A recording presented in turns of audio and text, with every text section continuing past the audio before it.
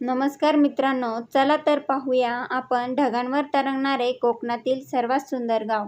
ते गाव म्हणजे महाराष्ट्र पर्यटन विकास महामंडळाने घोषित केलेले थंड हवेचे ठिकाण, म्हणजेच रत्नागिरी जिल्ह्यातील मिनी महाबळेश्वर म्हणून ओळखले जाणारे गाव.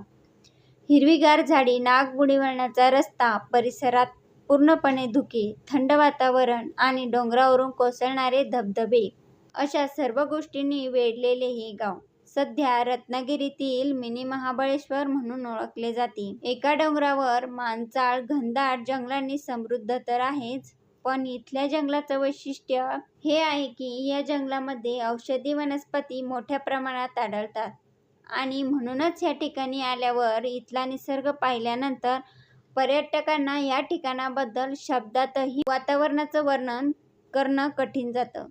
अवघे 300 ते 400 लोकवस्तीचे हे मांचाळ गाव आहे. येथील घरे कौलारू, डोंगर उताराची आणि मातीची आहेत. पावसाळ्यात येथे कायम धुके असते, यामुळे घराच्या चहूबाजूला झाडांच्या पानांनी पूर्णपणे शाकारणी करावी लागते. मांचाळण्याची दुसरी खासियत म्हणजे इथून विशाळगडावर 1 ते 1.5 तासात पोहोचतात. मांचाळचे ग्रामस्थही विशाळगडावर पाणी, दूध पुरवणे किंवा इतर कामासाठी सतत येऊन जाऊन करतात. मांचाळ गावातून मुचकुंदी नदीचा उगम होतो. खरं तर या गावात मुचकुंदी ऋषीचा गुहा आहे.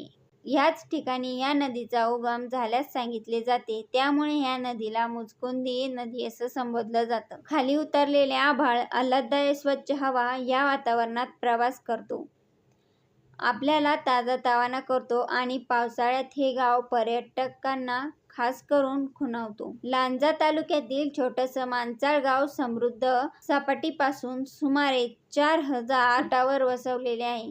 ह्या गावाला महाराष्ट्र पर्यटन विकास महामंडळाने थंड हवेचे ठिकाण अर्थात पर्यटन स्थळ म्हणून घोषित केलेले आहे. मित्रांनो, व्हिडिओ आवडला असेल तर लाईक, शेअर, सबस्क्राईब नक्की करा.